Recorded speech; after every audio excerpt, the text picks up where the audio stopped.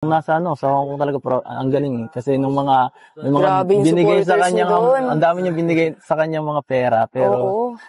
ang ginawa, hindi siya naggastos kahit 5. Wow, Kasi talaga tinabi niya. tinabi niya kasi sabi niya yata parang gusto niyang ano, i-save yung pera para sa pamilya niya yata o para sa pag magka-college niya yata. Wow, kahit ano no, sobrang dami ng blessings sa kanya. Talagang humble pa rin si Humble pa Viancy. noon. Nakaka-proud din ugali. So yun, good morning, good afternoon, and good evening po muli sa lahat. Ito muli ang inyong lingkod, Batang Eli po nagbabalik para bigyan naman po ng reaksyon ang pakikipagpanayam ni Hana kay Kalingap Edu po guys. No? Si Hana po ay kapatid po ng napakagwapong si Kalingap Dan na anak po ni Kuya Brooks. And yan po at napakaganda rin po ni Kalingap Hana. So yan po at alam kong matutuwa kayo sa mga kasagutan po dito ni Kalingap Edu regarding nga po sa EDSI po ang kanilang pinag-usapan po And yan, samahan po ninyo ako guys hanggang dulo. And huwag po natin kakalimutan magtamsak po At panatilihan lang natin ang ating suporta sa buong Team Kalingap po sa pangunguna ni Kuya Val Santos Matubang, Ate Edna Vlogs, Kalingap Rab, Ma'am Jackie at sa lahat na rin po ng mga Kalingap partners, pati na rin po sa ating mga kagaya natin po na mga lihitimo na Kalingap reactors. Karepa, yan po guys. So, and other videos at saka kung ano-ano pang mga branches po ng mga reactors. So yan, let's go! Yes, sir.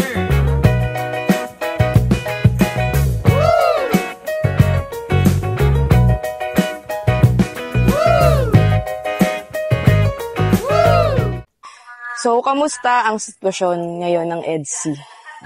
Okay naman. Mas nagiging ang closeness namin ni Viancy matibay. Mas nagiging matured na kahit paano. Mas natututo na siya sa ganun Sa rin social ako. media. So yan guys, napakagandang katanungan po at napakagandang kasagutan ni Kalingap Edu regarding nga po sa katanungan na kumusta naman ang EDSI. At ang sabi nga po, nakikita na rin naman po natin yan guys, lalong-lalo na po sa pagpunta nila sa Hong Kong po na talagang naging mas lalong naging close yung dalawa po ang mag-hubby at wifey. At yun nga, lalong tumibay dahil ang dami nilang napag-usapan dun guys na talaga nga namang nagpapatunay na mas matibay na sila ngayon. Sa likod nga po ng mga napakaraming gustong sumira sa programa nga po ng EDSI ay nananatili po silang matibay at matatag. So yun, alam kong matutuwa lalo ang mga tunay na sumusuporta at mga followers po ng EDSI at ng Team Kalingap. So yun, tuloy po natin guys. Ano namang masasabi mo sa blessings na dumadating kay Viancy lalo na sa bahay niya? Natutuwa ako kasi deserve rin naman yan talaga ni Viancy yung ganyang bagay na makuha kasi mahirap din yung yung dalawa nga, may bata ka pa, may ganito ka na, may work ka na agad, hindi pa nga siya nasa tamang edad, pero ganito na agad responsibilidad niya. At halos siya na mismo tumatayo bilang Parang breadwinner siya. Breadwinner ng pamilya. At nakaka-proud din dahil sa ganyang edad. Nagagawa niya to lahat, nakakapag-travel kung saan-saan. Bilang tumutulong para nakikita ko na nakaka-proud. Kagaya na sinabi ni Rab sa post niya nakaraan, proud siya kay Viancy dahil marami nang naabot si Viancy sa ganyang edad. Ahead na siya masyado sa kanyang mga kasamahan sa mga kaklase or sa iba pang tao. So yun, napakaganda guys, Talaga nga namang meron akong gustong gamitin na terminology. Aside from napakaswerte po ni Viancy po, mas gusto ko pong sabihin na siya po ay blessed. Talagang blessed siya ni Lord. Kumbaga siya ay isang pinili ng Panginoon natin, para basbasan, pagandahin yung kanyang buhay.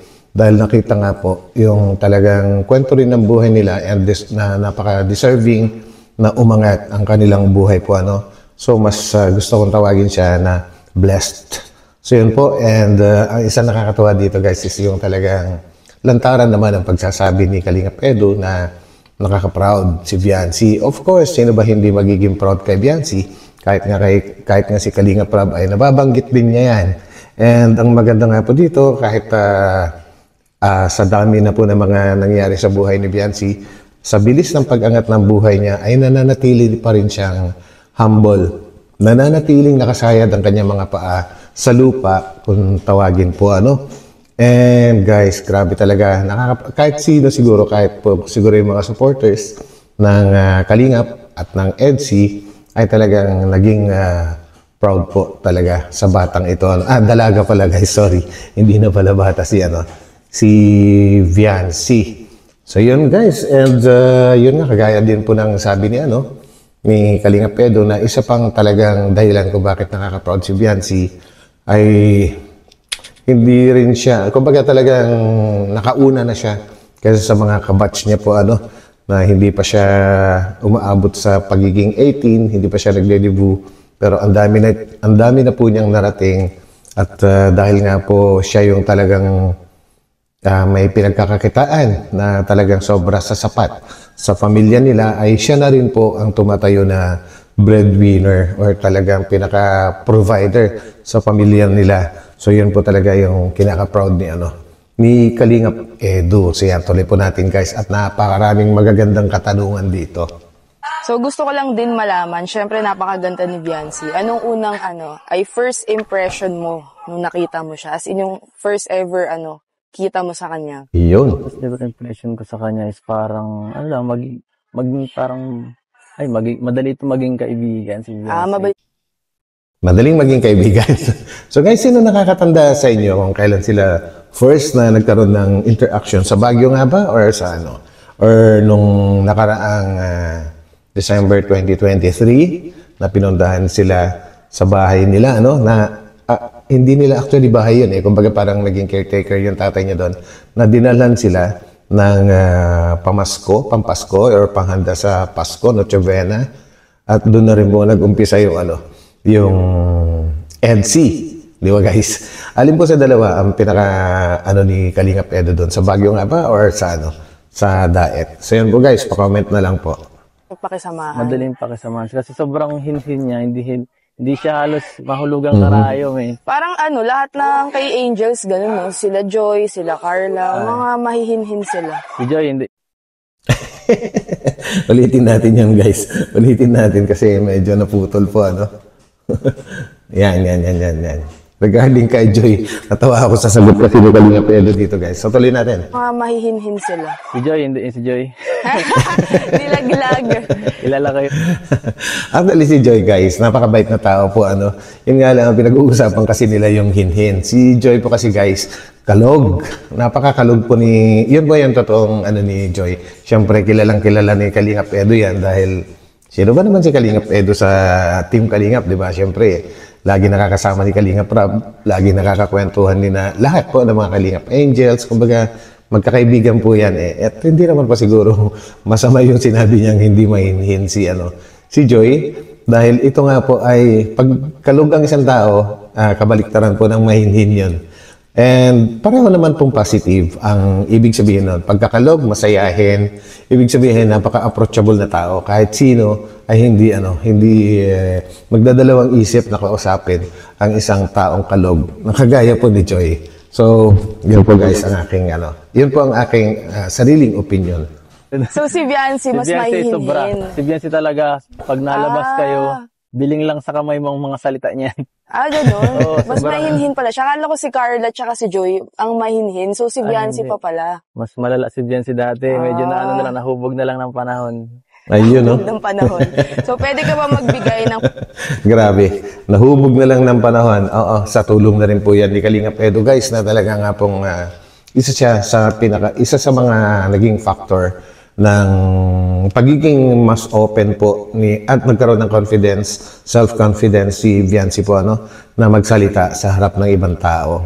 Unlike nga before, tama po yung sinabi ni Kalingap Edo na talagang bilang na bilang sa daliri kung makipag-usap or magsalita si Viancy before. Sa lahat po ng mga nakasubaybay mula umpisa sa LC ay alam ninyo kung ano ibig sabihin po ni Kalingap Edo. So tuloy. Paborito mong ugali ni Viancy? Ano, siguro yung magaling, ano siya, family-oriented siya. Yun ang pinakamagandang nakita ko sa kanya, ano. Parang sa lahat ng bagay, naiisip niya ang pamilya niya. Lalo na ngayon, no, kasi ang laki ng blessings na dumadating sa kanya. Hindi siya na-overwhelmed, di lumaki yung ulo niya talaga. Oo, yun, okay din yun talaga. Nakikinig siya sa mga ano niya, sa mga nakatala, sa mga kuya niya. Ate, yan. Kaya, saka nung nasa ano, sa Hong Kong talaga, ang galing eh. Kasi nung mga, may mga grabe yung binigay sa supporters kanya, niya doon. ang dami niya binigay sa kanya mga pera. Pero, oo. ang ginawa, hindi siya naggastos kahit 5. Wow, talagang tinabi niya. Tinabi niya kasi sabi niya, yata, parang gusto niyang ano, i-save yung pera para sa pamilya niya o para sa pag magka-college niya yata. Ayun. Wow. So yun guys, alam ko natatandaan nyo pa yan na nung nag-shoot sila sa Hong Kong, no, na binibiro siya ni Kalingap Edo nga doon na ubusin mo yung ano, yung mga binigay sa'yo, mga angpaw, mga ganun-ganun. Ang kasagutan po ni Bianci doon guys ay hindi daw at papapalitan nga daw niya yan pag-uwi niya, pag-uwi nila ng Pilipinas, no? At sinundan nga po yan ng isang katanungan ni Kalingap Edo na yan ba ay para sa future mo, pag-aaral yung mga ganyan. Yan, sumagot siya ng oo. Yun ang isang nakakabilib din kay Bianci guys dahil hindi po siya materialistic na tao, no? Hindi po siya kahit nga nung umpisa pa lang na kasama sila sa Baguio na inaano rin siya ni Kalingap Rab na bumili ng pasalubong pero talagang hindi talaga siya kumbaga sobrang halaga para kay Bianci ang bawat sentimo na kahit bariya, napaka mahalaga po sa kanya, no? Kumbaga hindi niya nakakalimutan kung saan siya nanggaling at gustong-gusto niya talaga na makapag-ipon para sa kanyang pamilya po, ano. Grabe, yun po yung nakakabilib. Hindi kagaya po na, sorry sa mga ibang kabataan dyan, pero real talk lang tayo, na pagka nakahawak po ng pera ang ibang mga kabataan dyan, of course, gadget kaagad ang nasa isip po, ano, o kaya mga pamporma, yung mga ganyan, pang gimmick, pero si Bianci po, although ang daming nagbibigay, hindi po siya ganon. Grabe. So yun po yung pagkakaiba. At yung nasabi naman po ni Kalingap Edo na talagang maano sa pamilya sa lahat ng mga nangyayari sa kanya, ay gusto niyang, gusto niyang iparanas din kung ano yung sa pamilya niya or sa magulang niya, kung ano man po yung nararanasan ni Bianci ngayon, kagaya nga po ng paglabas ng bansa, ano.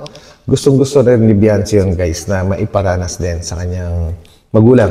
Kagaya ng nasabi ko noon, halos lahat mo naman po siguro tayo na may mga magulang pa, no, ay gusto nating iparanas sa kanila na makarating din kung saan tayo nakakarating. So yun po, tuloy natin. Kahit sobrang dami ng blessings sa kanya, talagang humble pa rin si Humble pa Bianci. rin, no? Nakaka-proud din. Ugali. So, paborito mong suot o forma ni Bianci, yung tipong pag yun yung suot niya talagang mapapangiti ka. Pero ba?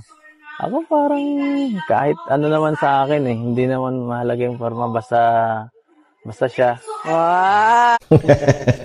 Grabe guys. Kasi na, hindi ko may tago yung saya ko or yung kaunting kilig. Kaunti lang naman guys. Ang sarap po kasi pakinggan yung kung babae ka at sinabihan ka ni Kalingap Edo ng ganon. Hindi mahalaga sa kanyang forma.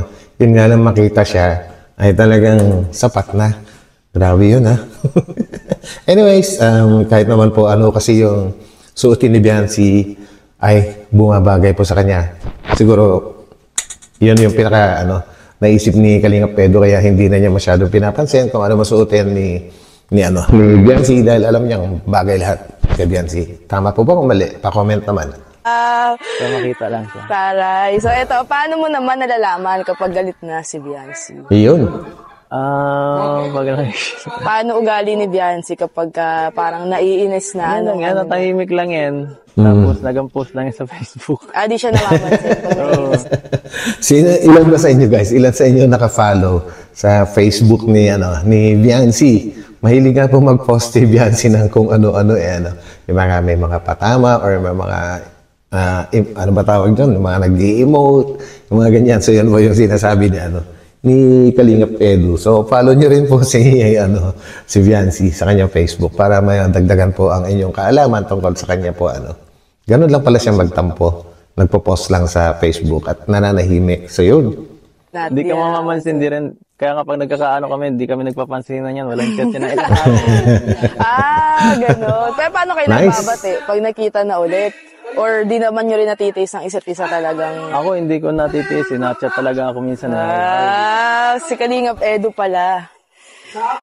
Yan ang tinatawag na tunay na gentleman. Di ba guys? Siyempre, wag na natin paabutin na yung babae pa ang unang makikipagbati sa atin, no? Unang-una sa sa sitwasyon pa lang ng dalawa. Kalingap Edu, may age gap na kaagad sila ni ni Viancy. So dapat lang talaga na mas malawak ang pangunawa ni Kalingap Edu pagdating sa mga ganyang bagay. At hindi naman po nakakawala ng pagkalalaki kapag ikaw po, na tulad ko na lalaki, ang unang makipagbate sa inyong minamahal. Di ba guys? Tama ba yun? O kayo mga kalalakihan dyan, kayo na unang makipagbate kung kakaroon kayo ng tampuhan. So tuloy. So, paano ka naman sinusuyo ni Viancy pag ikaw ang nagtatampo? Hindi ko alam. Ay, wala. Pero sweet naman si Viancy off cam. Minsan. So, parang ang sinasabi mo, ikaw ang hindi nakakatiis at laging nagchat-chat kay Viancy. Ako na lang nagtawag dito. Ako mas panganay. Ako na lang Yun. Mas mature. Tama. Yan nga. Kasi siya medyo So yun guys, at least nabanggit din ni Kalingap Edu yung paliwanag natin kanina, no? So tama po. Medyo bang ugali, medyo konting pagka... kasi yung age niya din naman no? Pero naiintindihan ko kasi bata pa. Pero correct. nakaka-proud Nice. kasi yung responsibilidad niya, di ba? Sa ganong part, matured siya. Oo, yun lang. Yun. Wala akong masabi. Mahalaga. Yun yung kinabibiliban po ng lahat, no? Ikaw, ako, tayo lahat. Doon talaga, yun talaga yung number one na papansin kay Viancy po, yung pagiging bata pa niya, pero napaka-responsible na niya sa kanyang familya. Yun.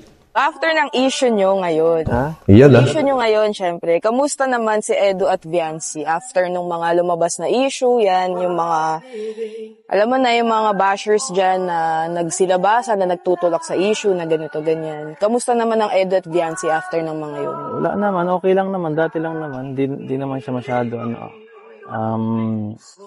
dati lang, kahit nga ngayon, nag-chat kami, wala Okay lang. Wala naman nagbago. Asar lang minsan yun, pagka pero wala naman. Normal na sa inyo. Sanay man yun sa akin.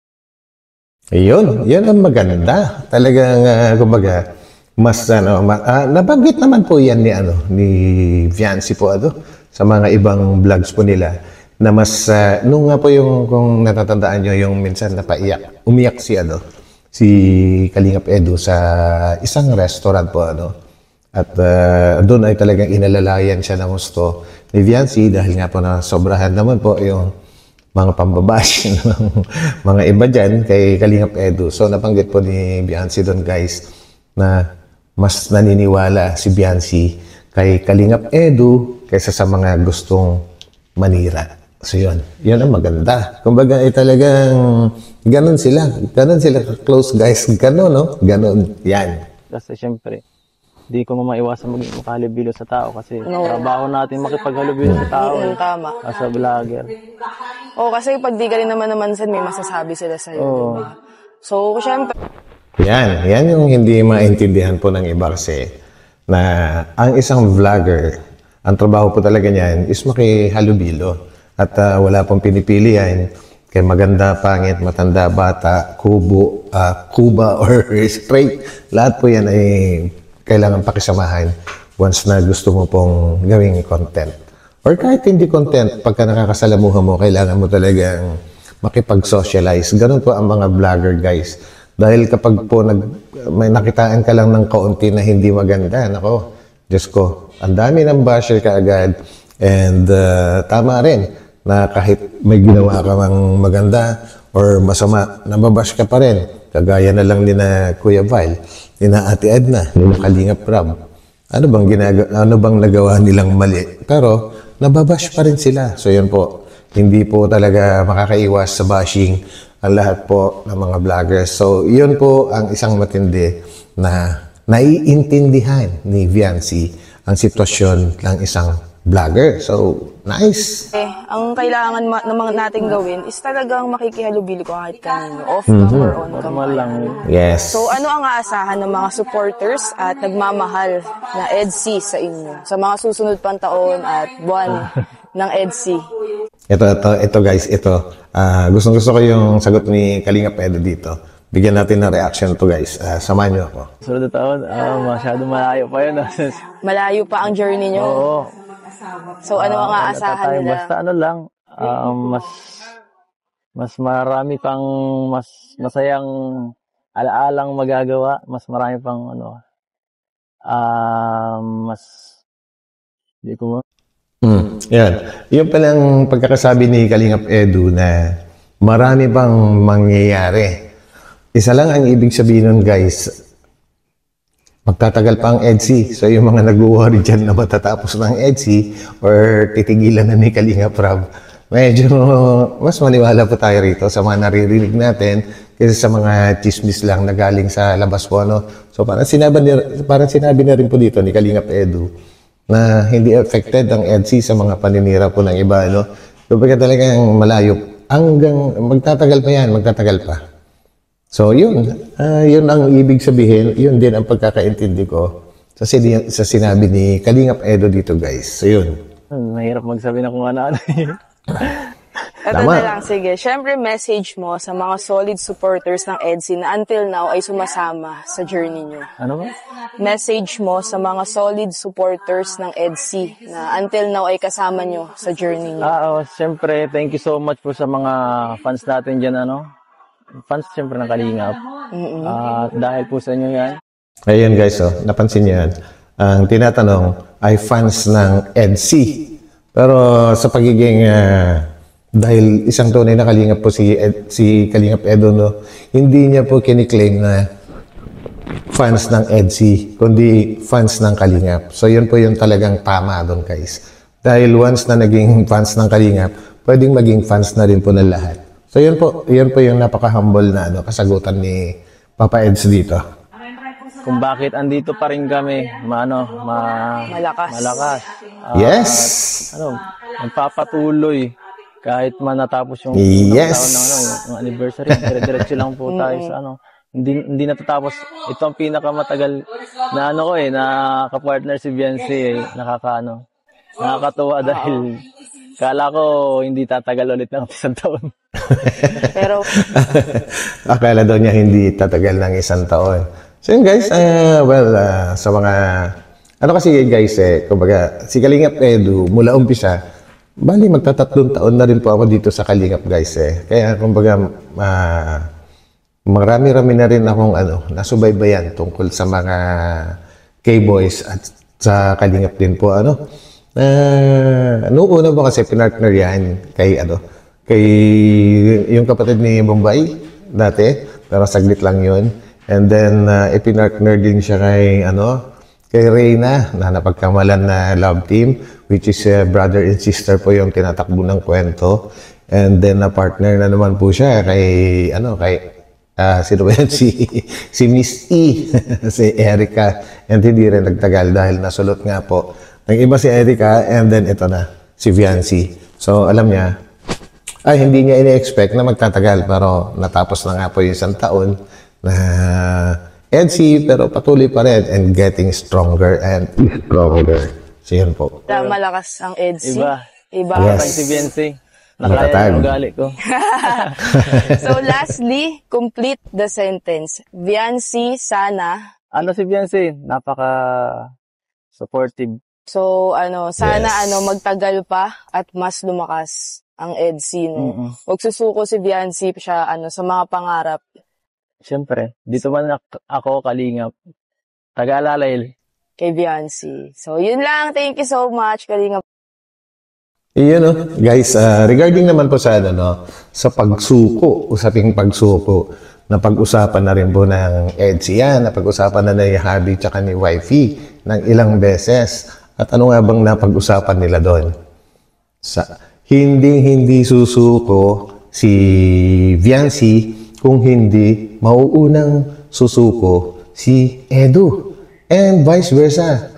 Ganon din po ang sabi ni Kalingap Edu na hindi rin siya susuko kung susuko lang si Kalingap Edu kung susuko si Viancy, which is paggalang yon bilang sa isang beneficiary po, ano, dahil iginagalang nga po ng Kalingap ang beneficiary. Once na sumuko na yung beneficiary, well, gustuhin man nilang i-save yan, kung ayaw na talaga, ay kailangan i-respeto po nila, ano. At ang magandang sagot naman po ni Viancy dito, guys, at si Kalingap Edu naman, yung ginawa niyang, basehan na kung hindi susuko si Kalingap Edu, which is hindi mangyayari yun, guys, kasi nasa team Kalingap po si Kalingap Edu. So yun, kung hindi susuko si Kalingap Edu, ay hindi susuko si Viancy. So ibig sabihin, walang sukuan. So yun, guys, hanggang dito na lang ulit, and maraming salamat po muli sa pagsama ninyo sa akin. Batang LU, huwag po kalimutang magtamsak, at sa mga hindi pa nakakapag-subscribe dyan, pindutin na rin po yan, and God bless po sa lahat. Magkita-kita po tayo ulit sa aking susunod na upload. So, bye-bye po muna pansamantala. Bye!